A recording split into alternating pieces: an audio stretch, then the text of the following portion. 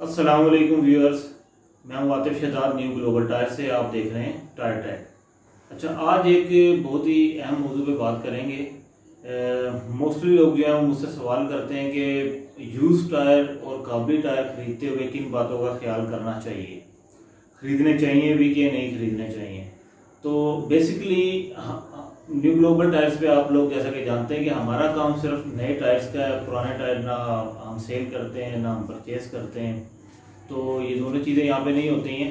मगर फिर भी बहुत सारे दोस्त अहबाब जो है ना इस बात का इसरार कई दफ़ा करते हैं कि यार सम टाइम होता है कि बजट नहीं होता नया टायर परचेज़ करने का। इवन चाइनीज़ ब्रांड परचेज़ करने का भी बजट नहीं होता और मजबूरी होती है कि किसी वजह से कोई टायर ब्लास्ट हो गया या कोई इस तरह का मसला बन गया, इमरजेंसी हो गई है कोई, तो पुराना टायर डलवाना पड़ जाता है या काबली टायर ख़रीदना पड़ जाता है।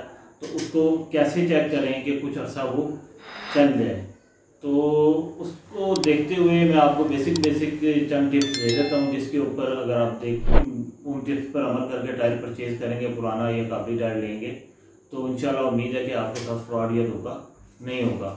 सबसे अहम बात यह है कि आप अगर पुराना टायर परचेज़ कर रहे हैं तो उसका ट्रेंड गौर से देखिए। सबसे ज़्यादा मसले जो आता है पुराने टायर्स के अंदर वो होता है रीट्रेडिंग।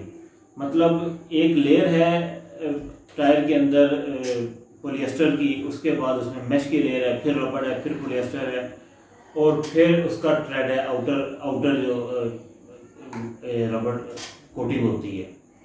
अब पुराना टायर समटाइम इतना घिस चुका होता है कि पुराने टायर वाले को परचेज़ करने के बाद उसको दोबारा से उसकी रीट्रीडिंग करते हैं, मतलब ट्रेड दोबारा से जनरेट करते हैं। वो असल में नया ट्रेड उसके ऊपर अलग से लगता नहीं है, बल्कि उसी रबड़ के अंदर मज़ीद इंग्रेविंग करके तो वो डिज़ाइन बनाया जाता है और देखने में ऐसा लगता है कि ये टायर चला तो हुआ है मगर अभी इसके अंदर ट्रेड मौजूद है, जबकि ऐसा होता नहीं है। उसके बिल्कुल नीचे एंड में उसकी पॉलिएस्टर की लेयर या मैश की लेयर जो है वो बिल्कुल नज़दीक ही होती है। तो इस तरह का टायर नहीं लेना चाहिए, वो बहुत मतलब इंतहाई ख़तरनाक किस्म का टायर होता है। थोड़ी सी आप स्पीड देंगे तो टायर ब्लास्ट होने का खतरा होता है। दूसरा ये देखें कि टायर बहुत ज़्यादा ड्राई ना हो, बहुत ज़्यादा मेजर क्रैक्स ना हो उसके अंदर। मेजर क्या, माइक्रो क्रैक्स भी ज़्यादा नहीं होने चाहिए। चला हुआ टायर लेंगे आप डेफिनेटली थोड़े बहुत तो होंगे मगर बहुत ज़्यादा नहीं होने चाहिए।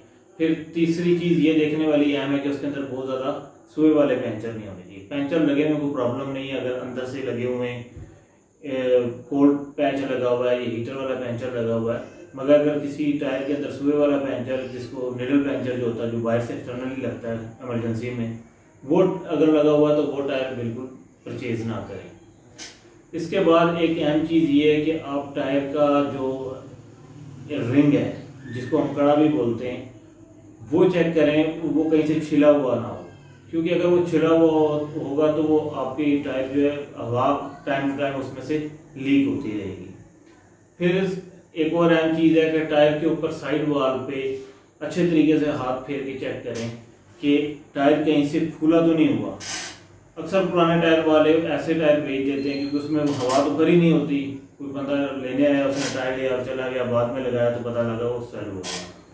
तो थोड़ा सा आप हाथ साइड पे उसकी साइड वाल पे फेरेंगे तो आपको आइडिया हो जाएगा कि टायर कहीं से अनइवन तो नहीं है। अगर है तो इसका मतलब है टायर फूला हुआ है, मतलब डैमेज है। और काबली टायर खरीदते हुए, काबली का आजकल बड़ा ट्रेंड है पाकिस्तान में कि बहुत अच्छी कंडीशन के काबली टायर आते हैं और वाकई आते भी हैं, तो मगर उनको परचेज़ करते हुए किन चीज़ों का ध्यान करना चाहिए। सबसे पहली चीज़ जो देखनी चाहिए कि काबली टायर जो है 5 से 6 साल की शेल्फ लाइफ के अंदर वाला टायर होना चाहिए। दूसरा, उसके ऊपर स्पेसिफिकेशन लाजमी देखें। काबली टायर्स के अंदर ये बहुत बड़ी प्रॉब्लम है क्योंकि यूरोपियन टायर्स भी आते हैं, मतलब मिडल ईस्ट से भी आते हैं, जापानीज़ भी आते हैं, मुख्तलिफ कंट्रीज से वो एक लॉट इकट्ठी होती है और वो पाकिस्तान में आ जाती है। तो उसमें सबसे अहम बात देखने वाली ये होती है कि टायर चाहे जितनी भी अच्छी कंडीशन का हो, चाहे ब्रांड न्यू क्यों ना हो, उसकी जो UTQG जो कोडिंग है वो एशियन होनी चाहिए। मतलब अगर आप देख रहे हैं कि आपने सबसे पहली जो इम्पोर्टेंट चीज़ चेक करने वाली है कि उसका ट्रेड वियर कितना है, ट्रैक्शन कैसी है और टेम्परेचर सबसे ज़्यादा अहम है। मसलन जो एशिया में टायर आ रहा है वो ए या बी टेम्परेचर का होगा। ए ज़्यादा मौजू है यहाँ पे, बी भी चल जाएगा, मगर अगर आपने सी रेटिंग का टायर ले लिया तो वो फिर नुकसानदेह। और काबली टायर्स के अंदर ऐसा मुमकिन है, क्योंकि हो सकता है वो टायर कहीं यूरोप में चला था, किसी ठंडे इलाके में चला था। आइस गार्ड टायर बहुत ज़्यादा आते हैं जो स्पेसिफिकली डिज़ाइन हुए होते हैं स्नो पे चलने के लिए। अगर स्नो वाला टायर आप परचेज करेंगे आइस गार्ड वाला, वो भी हमारे इन्वायरमेंट में इतना सूटेबल नहीं होता। एक तो टायर बहुत हार्ड होता है और जल्दी घिस भी जाता है। तो टेम्परेचर रेटिंग आपने ज़रूर चेक करनी है। सी टेम्परेचर रेटिंग का टायर नहीं लेना। काबली टायर्स के अंदर इस चीज़ का बहुत ज़्यादा एहतमाल होता है कि सी रेटिंग का टायर आ सकता है। बाकी वही एहतियातें जो पुराने टायर खरीदते हुए करनी है, वही आपने काबली टायर लेते हुए भी देखनी है।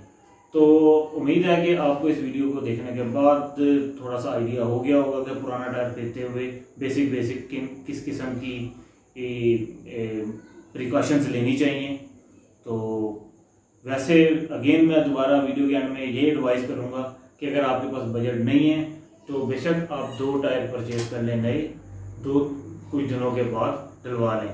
अगर बहुत इमरजेंसी है, कोई वे आउट नहीं है और मजबूरी भी है, टायर ब्लास्ट भी है, पुराना या काबली टायर डालना भी है, तो फिर जो टिप्स मैंने आपको बताई हैं इसके ऊपर अमल करें, इंशाल्लाह आपको फ़ायदा होगा।